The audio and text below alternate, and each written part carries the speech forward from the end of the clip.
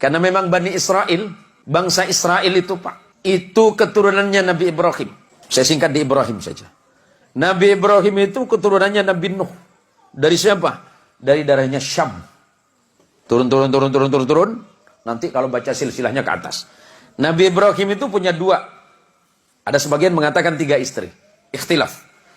Istri yang pertama itu orang Mesir, yang bernama Sarah. Istri yang kedua dari Palestina. Hari ini yang sedang bergolak. Itu bernama Hajar. Sedangkan istri yang ketiga bernama Qaturah atau Qunturah. Ikhtilaf ulama. Kita sebut yang 2 saja. Dari pernikahannya dengan Hajar melahirkan putra yang bernama Ismail alaihissalam.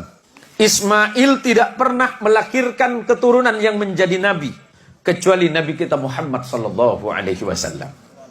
Saya singkat saja. Dari Sarah lahir anak laki-laki bernama Ishak. Ishak itu adiknya Ismail, beda ibu.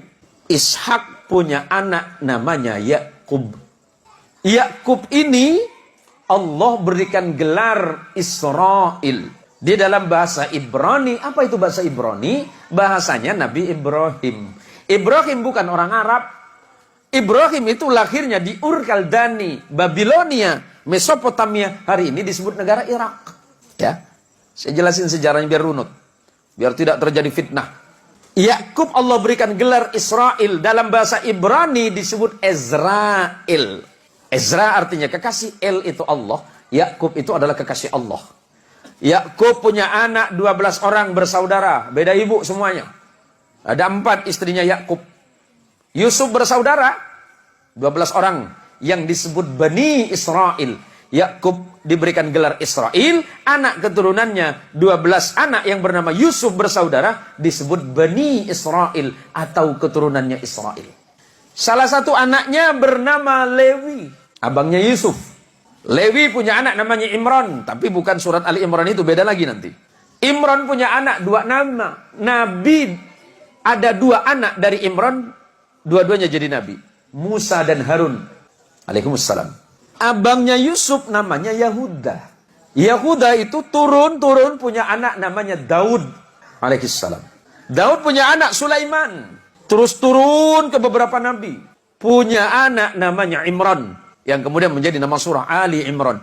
Imran punya istri namanya Hana.